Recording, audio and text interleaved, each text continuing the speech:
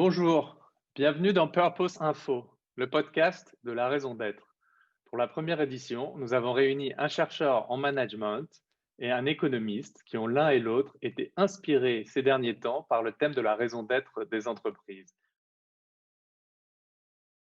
Euh, on a d'abord ce premier sujet, la liberté d'entreprendre. Est-ce qu'on peut y apporter une restriction telle que finalement on a pu le vouloir dans la loi Pacte avec la modification de la rédaction du Code civil sur l'objet social et est-ce qu'on peut aller plus loin? Parce que donc il y a évidemment des promoteurs pour aller plus loin sur le sujet. Il y a d'ailleurs aujourd'hui un très grand mouvement pour s'opposer à ce que moi je défends, et je le ressens évidemment très, très clairement, hein, j'en suis tout à fait conscient. Il y a notamment chez les activistes d'extrême gauche, chez les activistes écologistes, la cible est vraiment justement cette liberté d'entreprendre qui est de valeur constitutionnelle dans le droit français et qu'ils veulent restreindre justement. C'est un lobbying majeur qu'ils mènent aujourd'hui contre cette liberté reconnue aujourd'hui dans le corpus constitutionnel français.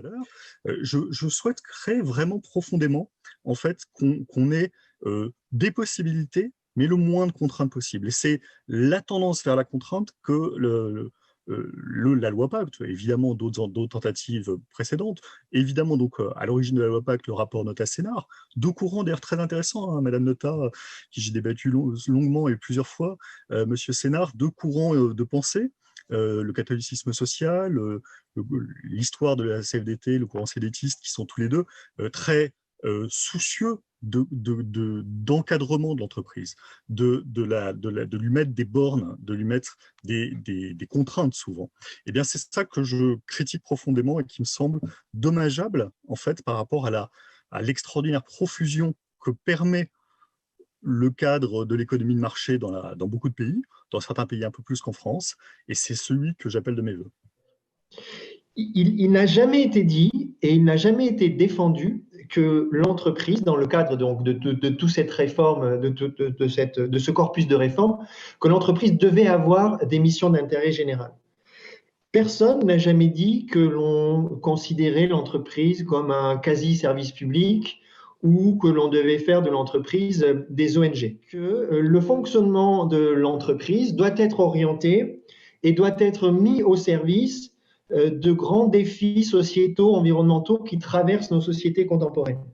Et ça vient en contrepoint à un projet, à certains projets, et d'ailleurs, vous avez finalement rarement des dirigeants qui expriment les choses comme cela, des dirigeants qui vont dire mon objectif est la maximisation de la valeur actionnariale.